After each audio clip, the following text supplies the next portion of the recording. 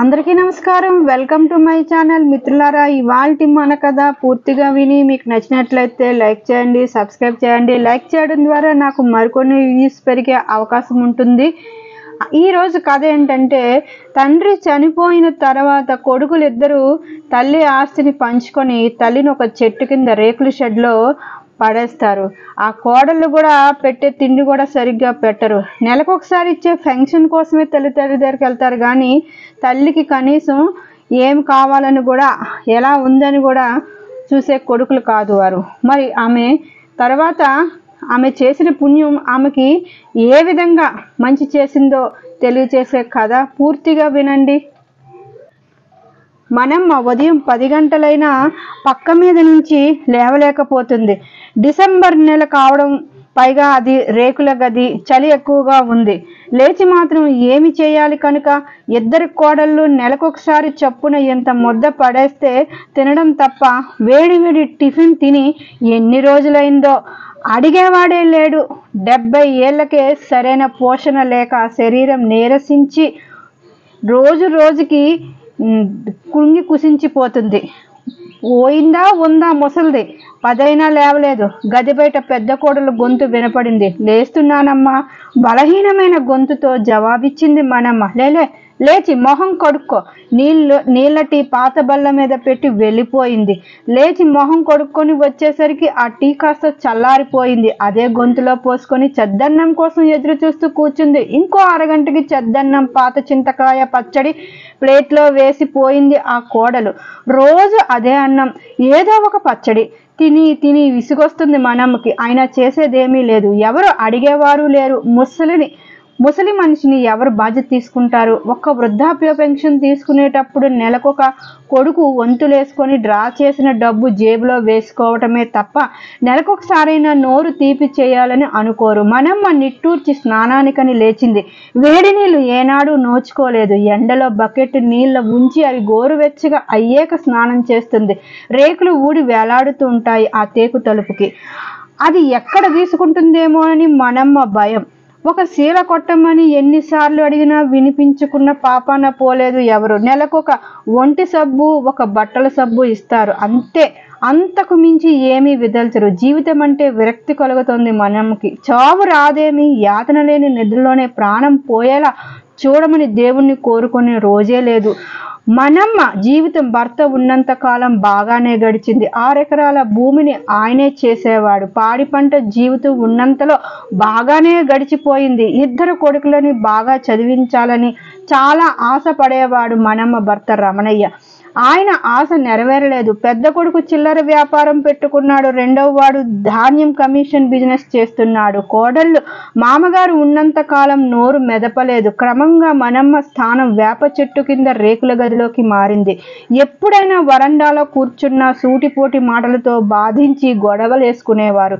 4 మనవళ్ళున్నా వాళ్ళని చేరతీయడానికి ప్రయత్నిస్తే ఊర కుక్కల్లా తంతు వాళ్ళది. పిల్లలకు ముసల్దానా అని వెక్కిరించడం నేర్పించారు. మనమ్మ కొడుకులైనా కొంచెం ప్రేమ చూపిస్తారేమోనని ఆశపడేది. అది ఎంత దురాశో ఆమెకి తెలిసి వచ్చి మౌనంగా ఉండటం అలవాటు చేసుకుంది. స్నానం కానిచ్చి బయట అరుగు మీద కూర్చొని వచ్చే పోయే వాళ్ళని చూస్తూ కూర్చుంటుంది. అదే ఆమెకి కాలక్షేపం. అమ్మమ్మ అన్న పిలుపు విని కళ్ళు చికిలించి చూసింది విజయ, మునసబు గారి కోడలు. తనని ఆప్యాయంగా పిలిచే ఏకైక మనిషి. ఆమె దుస్థితి తెలిసి వీలున్నప్పుడల్లా ఏదో ఒకటి తినడానికి ఇస్తుంది. 2 బొబ్బట్లు కాగితంలో చుట్టి మనమ్మకు తెచ్చింది. అడపా దడపా విజయాయే దేవుడు ప్రసాదం అంటూ ఏదో ఒకటి తెచ్చి పెడుతూ ఉంటుంది. ఆత్రంగా 2 బొబ్బట్లు తిన్నది మనమ్మ. విజయ గ్రామ పెద్ద కోడలు కాబట్టి కోడలు ఏమీ మాట్లాడరు. అమ్మమ్మ, చాలా ఏళ్ల క్రితం వాసు అని 10 ఏళ్ల అబ్బాయి మీ ఇంటి పక్కన పోర్షన్లో ఉండేవాడు, గుర్తుందా? మనమ్మ గుర్తు తెచ్చుకోవడానికి ప్రయత్నం చేసింది. అవును, 20 ఏళ్ల క్రితం వాసు తన ఇంటి పక్కన పోర్షన్లో ఉండేవాడు. 10 ఏళ్ళు ఉంటాయేమో వాడికి. అప్పుడు సన్నగా పొడవుగా మౌనంగా ఉండేవాడు. వాసు తల్లిదండ్రులు బస్సు యాక్సిడెంట్లో పోయారు. వాసు తండ్రికి వచ్చిన కాంపెన్సేషన్ తీసుకొని వాడిని తానే చదివిస్తానని తీసుకువచ్చాడు వాళ్ళ బాబాయ్. వాసు పిన్నికి ఒక చిన్నబాబు ఉండేవాడు. వాడు. వాసుని గవర్నమెంట్ బడిలో జాయిన్ చేసి చేతులు దులిపేసుకున్నాడు వాడు. వాసు పిన్ని పుట్టిల్లు అదే ఊరు. తరచూ పుట్టింటికి వెళ్ళిపోతూ ఉండేది. వాసు బాబాయి పిన్ని వాణ్ణి ఒక్కడినే ఇంట్లో వదిలేసి పాపం బయటకు వెళ్తూ ఉండేవారు. వాడికి డబ్బులు కూడా ఇచ్చేవారు కాదు. లెక్క ప్రకారం ఇచ్చిన బియ్యం రోజు ఒకసారి వండుకొని తినేవాడు. మనమ్మ కొన్ని రోజులు వాడి అవస్థను చూశాక 3 పూటలా వాడికి అన్నం పెట్టేది. వాసు వద్దనేవాడు, కానీ ఆమె ఊరుకునేది కాదు. వాళ్ళ పిన్ని ఇంట్లో ఉన్న ఆమెకి తెలియకుండా వాడి కడుపు నిండేలా చూసుకునేది. 2 ఏళ్ల తర్వాత వాసు మేనమామ వాడిని చూడ్డానికి వచ్చాడు. వాడంత దుర్దశలో ఉన్నాడో చూసి తనతో పాటు వాడిని తీసుకు వెళ్ళిపోయాడు. వాడి గురించి తర్వాత ఏమీ తెలియలేదు. మేనమామే BSc దాకా చదివించి మంచి సంబంధం చూసి పెళ్లి చేశాడు. వాసు మామగారితోనే కలిసి ఉంటున్నాడు. అతనికి 2 పిల్లలు. వ్యవసాయంలో కొత్త కొత్త పద్ధతుల ద్వారా చాలా పేరు సంపాదించాడు. అమ్మమ్మ, నీ గురించి అంతా చెప్పాను. విని చాలా బాధపడ్డాడు. వీలు చూసుకొని వస్తానన్నాడు అని చెప్పింది విజయ. మనమ్మ వాసు కోసం ఎదురు చూడసాగింది. వాసును చూడాలని ఒక కోరిక, అంతే. అంతకు మించి ఏ ఆశ లేదు. అలా వారం గడిచింది. ఒకరోజు మనమ్మ చెద్దన్నం కంచంలో పెట్టుకొని దిగాలుగా కూర్చొని ఉన్న సమయంలో హఠాత్తుగా వచ్చాడు. పక్కన విజయ కూడా ఉంది. అమ్మమ్మ, ఎవరొచ్చారో చూడు. ఎవరమ్మా, ఎవరొచ్చారు అంటూ ప్రశ్నిస్తున్న ఆ వృద్ధురాలిని, ఆమె దయనీయ పరిస్థితిని చూసి చలించిపోయాడు వాసు. ఏ ఉపోద్ఘాతము లేకుండా ఆమె పక్కన కూర్చొని, నేనమ్మా వాసుని అంటూ, నాతో వస్తావా పెద్దమ్మ అని అడిగేశాడు. మనమ్మ ముఖం వెలిగిపోయింది. అంతలోనే దిగాలుగా చూస్తూ, ఎందుకు పనికిరాని ఈ ముసల్దాన్ని ఏం చేసుకుంటావు నాయనా? చూపు కూడా ఆనట్లేదు. ఆమె కంటి నిండా నీళ్లు చెంపల మీదకు కారసాగాయి. వాసుకి కూడా కంట నిండా నీరు వచ్చింది. ఆ రేకుల గది, తీగకు వేలాడుతున్న పాత బట్టలు, పచ్చడి మెతుకులతో ఉన్న ప్లేటు అవన్నీ చూసి అతని మనసు కదిలిపోయింది. వాసు ఒక నిర్ణయానికి వచ్చాడు. ఇక విజయతో ఇలా అన్నాడు, నేను పెద్దమ్మని నాతో తీసుకువెళ్తాను అంటూ లేచి బయటకు వెళ్ళాడు. గుమ్మం దగ్గర ఆగి తన చేతిలో ఉన్న ఒక ప్యాకెట్ విజయకు అందిస్తూ, ఇంకా ఇక్కడ వస్తువులు ఏమి ప్యాక్ చేయకండి, నేను వాళ్ళ కొడుకులను అడిగి వస్తాను. విజయ, అమ్మమ్మ లేచి చీర మార్చుకో. మనమ్మకి అంతా కలలా ఉంది. వెళ్ళమ్మమ్మ, నీ కష్టాలు తీరినట్టే. ఆయన నాకు ముందే అన్నీ చెప్పారు. మనమ్మ ఒక్క నిమిషం అనుకుంది తనలో తాను, వెళతాను. ఇంత దుర్భర జీవితం కంటే వెళ్ళిపోవడమే నాకు విముక్తి. వాసు ఇంట్లోనే ఉన్న కొడుకులను పిలిచాడు బయటికి. తనని తాను పరిచయం చేసుకొని ఇలా అన్నాడు, నేను పెద్దమ్మని నాతో పాటు మా ఊరు తీసుకెళ్దాం అనుకుంటున్నాను. మీకేమీ అభ్యంతరం లేకపోతేనే. ఎన్ని రోజులు? పెద్ద కొడుకు ధీలసాగా అడిగాడు. మీరు అనుమతిస్తే ఎన్ని రోజులైనా చూసుకుంటాను. మళ్ళీ ఎందుకు మాకు ఈ సంత? మీరే తీసుకోండి, నచ్చిన దాకా, చచ్చేదాకా, చిన్న కోడలు అన్నది. వాసు ఆ నలుగురికేసి చూశాడు. ఒక వృద్ధురాలి పట్ల వాళ్ళు చూపుతున్న అవమానీయ ప్రవర్తన చూసి రాక్షసులు ఎక్కడో ఉండరు అనుకుంటూ, చాలా థ్యాంక్స్ అండి అంటూ మనమ్మ దగ్గరికి వెళ్ళాడు. అప్పటికి ఆమె రెడీ అయ్యింది. ఇన్నోవాలో ఆమెను సౌకర్యంగా కూర్చోబెట్టి డోరు వేశాడు. విజయ వైపు తిరిగి నమస్కరిస్తూ, మీ సహాయానికి చాలా కృతజ్ఞత అని చెప్పాడు. అమ్మా, మీకు వీలున్నప్పుడు తప్పకుండా మా ఇంటికి రండి అంటూ కూడా విజయని ఆహ్వానించాడు. ఇక కారులో కూర్చున్నాడు. దూసుకుపోతున్న కారుని చూస్తూ, ముసల్దానికి ఎంత అదృష్టం పట్టింది. నిరసనగా అనుకుంటూ కూర్చున్నారు కొడుకు కోడళ్ళు. జీవితంలో కారుకి ఎరుగదు మనమ్మ. పడుకుంటావా అమ్మ అన్న వాసుతో, లేదు నాయన, కూర్చొనే ఉంటా అని జవాబిచ్చింది. ముందు టిఫిన్ చేద్దాం. అరగంట తర్వాత మంచి హోటల్ ముందు ఆపి ఆమె దిగడానికి సాయం చేశాడు. రెస్ట్ రూమ్ దగ్గర ఉన్న ఆమెకి డబ్బులు ఇచ్చి జాగ్రత్తగా తీసుకెళ్ళమని చెప్పాడు. అమ్మ, ఏం తెప్పించుకుంటావు? నీ ఇష్టం నాయన. 2 ఇడ్లీ, దోశ, వడ ఇద్దరికి తెప్పించాడు వాసు. ఎన్ని రోజులైందో అటువంటి టిఫిన్ తిని. ఆమె తినే విధానమే చెబుతోంది. టీ తాగాక ప్రయాణం మొదలైంది. మనమ్మ నిద్రలోకి జారుకుంది. ఎన్ని గంటలు గడిచాయో. కారు వాసు ఊళ్ళోకి ఎంటర్ అయ్యాక మెలకువ వచ్చింది మనమ్మకి. అంత కమ్మటి నిద్ర జీవితంలో ఎరగదు మనమ్మ. కారు వాసు ఇంటి ముందు ఆగింది. తడబడుతూ దిగుతుండగా లలిత వచ్చి, నెమ్మదిగా దిగండి అత్తయ్య, నెమ్మదిగా దిగండి అంటూ మరలా చెయ్యి అందించింది. ఇంటి ముందు పెద్ద పెద్ద అరుగులతో ఒక మండువా లోగిలి ఎంతో అందంగా ఉంది. మెట్లు ఎక్కే ముందు కాళ్ళు కడుక్కోవడానికి పంపు ఉంది. శుభ్రంగా కాళ్ళు కడుక్కొని చెప్పులు అక్కడే విడిచి ఇంట్లోకి వెళ్ళింది. ఆమెను సోఫాలో కూర్చోబెట్టి మంచినీళ్లు తేవటానికి లోపలికి వెళ్ళింది లలిత. ఆమె తల్లి తండ్రి వాళ్ళని వాళ్ళు పరిచయం చేసుకున్నారు. వాళ్ళు ఎంతో ఆదరంగా మీకు ఇక్కడికి ఏ ఇబ్బంది ఉండదు, మేము మీ తోడుగా ఉంటామన్నారు.